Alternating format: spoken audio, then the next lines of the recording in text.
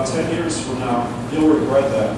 So Bill Spiedel started the underground tour to teach Seattle their unique early history. And he thought if I teach Seattle their history, they'll wake up and save the neighborhood. It actually worked. In 1970, Pioneer Square was designated one of the country's first and largest historic districts, which means by law, the building known as the Pioneer Square can't turn on our history. One more thing about Bill Spiedel.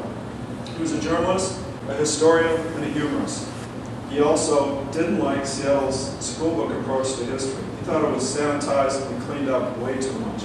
So Bill did his own research and wrote a book that covers Seattle's first 50 years. Wow. Now, right off the bat, you're going to get Bill's approach to history. It's the title of the book, his nickname for our founding fathers, Sons of the Prophets. By the way, note the spelling on prophets. Yeah. Not religious, P-R-O-F-I-T-S.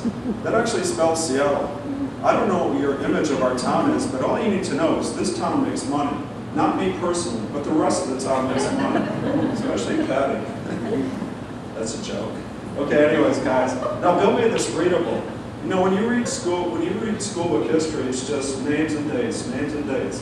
Not Bill. Now, Bill does give you some names, gives you some dates, but this is more or less of a psychological profile of the people that founded our city. And Bill didn't put our founding fathers in pedestals. He went for the lowest common denominator. Very cool. You ever been down here before? No, never been down here before. Finally, we're on the ground, so I think it's time to visualize the tour. We're at the level of the original city of Seattle. This is what it looked like. Here's downtown Seattle, 1865. And I can place us in this photograph.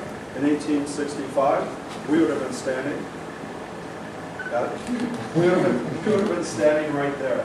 Today, this is First Avenue, but back then it was called Front Street. There was a waterfront at that time. As a matter of fact, when we go outside in about 10 minutes or so, First Avenue is just over there. So we're very close to the sea. But here's the key to the photograph, the tides. You can clearly see the tides are starting to creep in. So the tides come in twice a day and flood them. I don't work for Boeing. I don't work for Amazon. I don't work for Microsoft, but I still get along. Seattle is too expensive. Seattle is too historic and iconic skyscraper, the SmithTower. The SmithTower was built in 1914. In 1914, the SmithTower was the fourth tallest building in the world, and for 50 years after that, it was the tallest building west of the Mississippi. Wow. The name comes from L.C. Smith of SmithCoronaTypewriter fame. If you want to know what a typewriter was, look it up online. Thank you for laughing. There's an observation deck below the pyramid on top. Speaking of that pyramid, a mom and two young daughters live in the entire pyramid. If you want to see what it looks like inside, it was featured in the home section of the New York Times about 3 years ago. Go online, New York Times home section, take a look inside the pyramid. But below that, there's an observation deck. If you go up there on a day like today, you're going to get excellent views of Mount Rainier, the Cascade, and the Olympic mountain ranges, and our two stadiums on the south end of downtown.